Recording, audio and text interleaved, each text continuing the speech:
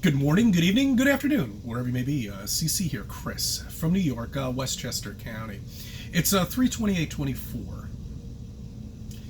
rolling up to the end of March, getting to April. Anyway, okay. Today's going to be a little educational video. Yeah, I'd like to give you some every once in a while. Today is going to be an educational video about the spacesuit that NASA has developed. Some important topics here.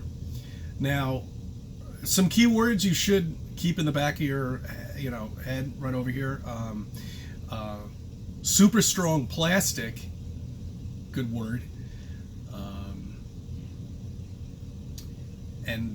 Okay, well, let's get right into it, shall we? Okay, all right. A spacesuit's also known as an EVA. Okay, that's what NASA likes to coin a spacesuit. Okay, a spacesuit in effect is basically a spaceship, okay, that's in the shape of a human body. Basically, that's what it is. You're in a spaceship when you're in that spacesuit. Okay. All right, so the primary pressure garment, all right, is broken up into two different sections, the upper torso and the lower torso. Okay? All right? This is where all the mechanisms are that function on this spacesuit. It's also got, which I find absolutely amazing, throughout the entire spacesuit, you're talking about 300 feet of tubing. Okay, we don't know the size of the tubing. Of course, is it like the fiber optic size, or is it, when in a fish tank, you get those little tubes for the air pump and everything like that? Is it like that? But it's 300 feet, okay, which is wrapped around this entire spacesuit on the inside. It's amazing, isn't it? I mean, I am absolutely amazed with this pressure garment, which NASA has developed for everybody.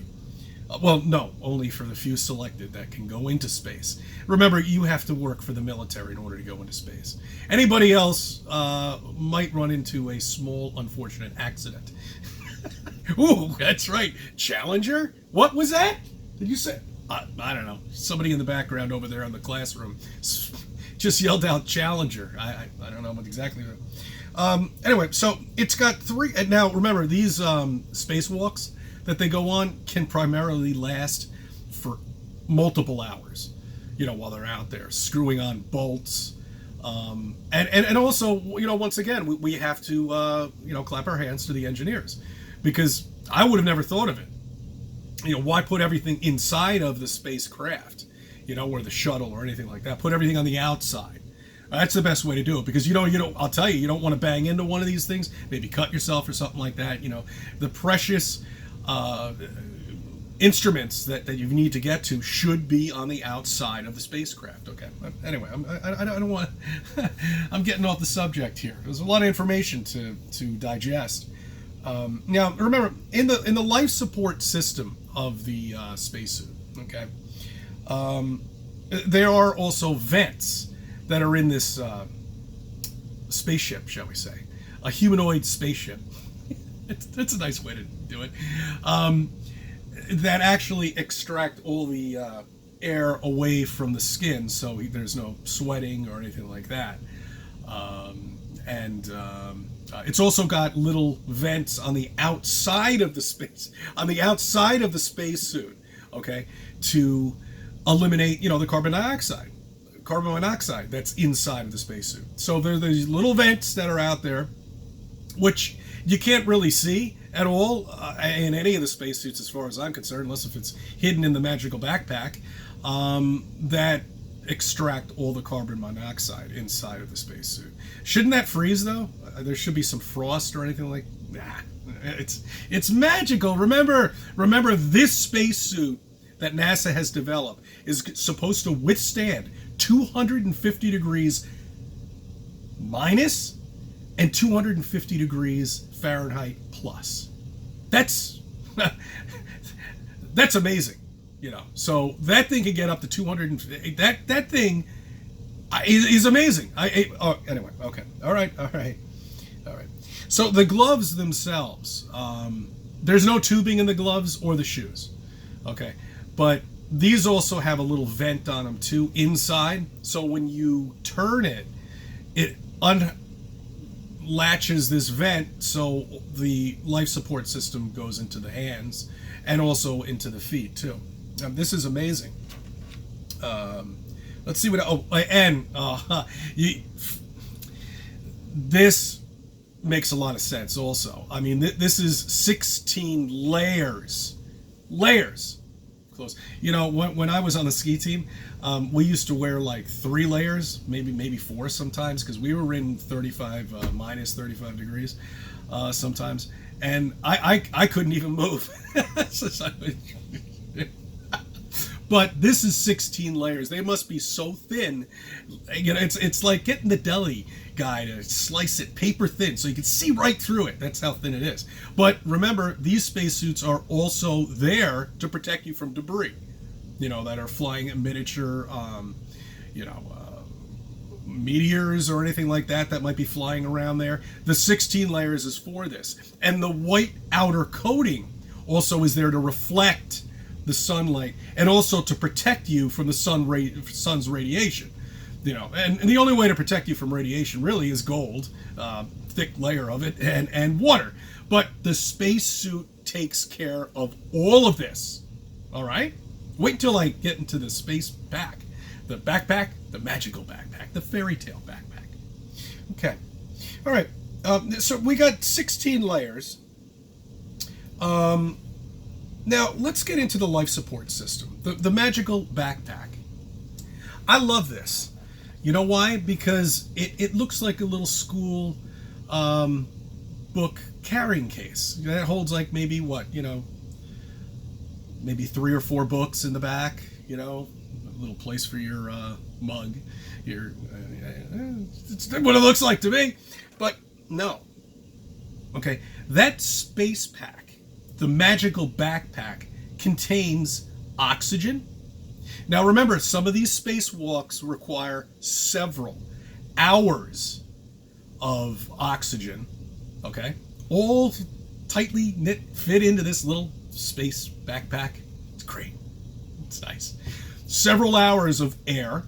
It's also equipped with a fan, okay? Of course, you've got a communication stuff back there. You also, don't forget, you've got to have water in there to go through the tubing, you know, to keep the space man, astronaut, Dick,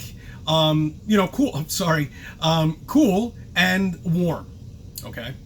In an event of being, you know, the sun's going over there and it's going over there, and there's a temperature is so radical up on the moon, and we don't even know how deep it is at all, because when they planted the flag, they didn't show anything. Is it 4 or 5 inches deep of dust, or what's underneath the dust? No, we don't need to know any of that. Why not? Why? We've spent billions of dollars getting there.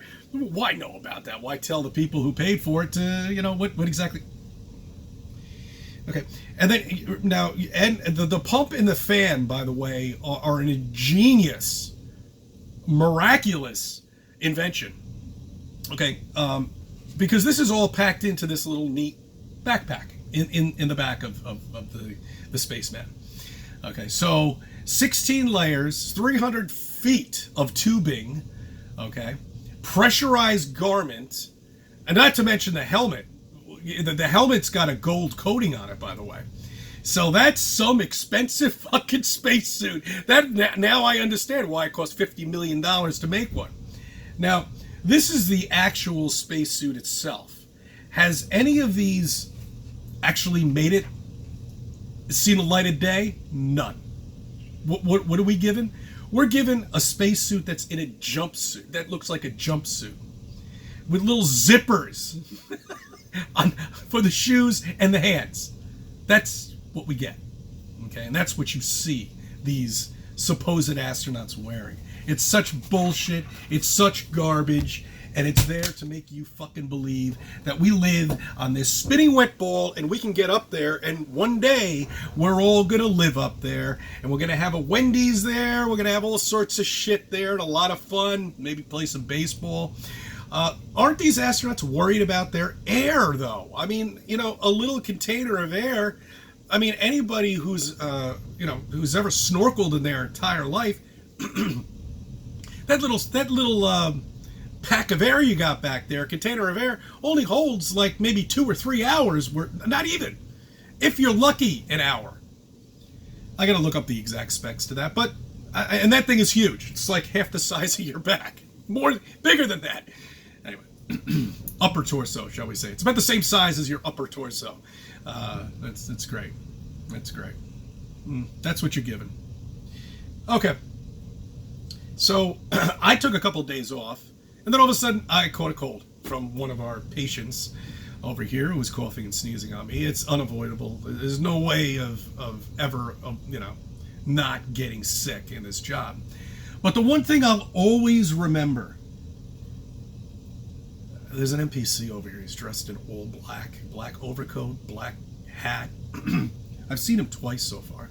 He sits there, he's reading. So I don't know what exactly he's reading. I can probably think of a couple of ideas what he's reading. Maybe how to make something detonate. Oh, who knows? He looks a little crazy to me. Oh, and I want to get into the where they're housing these people in Yonkers. Oh, you're gonna like this. Anyway, so what was I talking about? Oh yeah, and there's no way of avoiding him. But during that 3 years of COVID, not a cough, not a sneeze, not a sniffle from anybody. It was a delight. There was nobody on the road. It was probably the best time I think I've ever had. Driving around. It was terrific. It'd be nice if we could all go back into it. There was nobody around at all. Nobody to bother you. Anyway, so what did I miss? What was it? Multiple stabbings down in the subway. We just lost a police officer. Not too long ago, just yesterday, the other day. Ever since that police officer was shot by that repeat offense person who's been in jail 25 times, that's what this guy's doing. He's selling drugs. That's what I thought. Somebody mysteriously pulls up right next to me, and now he's on the move. Okay. All right, that answers a lot of... Okay. All right. I see you distracted. This is what happens when I'm around NPCs. Yeah, he saw me in the truck, and he looked straight at me, and there he goes. Okay, NPC, help. The one thing I have noticed ever since this police officer got shot is when I'm driving up in the morning, I'm not smelling marijuana at all with cars in front of me or anything like that, which is weird. Usually every single day I smell it on one of the highways that I'm on. I'm on several highways in the morning to get to my destination. But anyway. Oh, and I finally found something for my car so I can do videos in my fucking car, because the new Subaru has this little fucking driver assistant thing on the dashboard. So my old phone doesn't work. I can't put it on that thing. So anyway, I found another one, and let's see how it works. We'll do some experiments with that. Anyway, I just want to touch base with everybody, see how everybody's doing.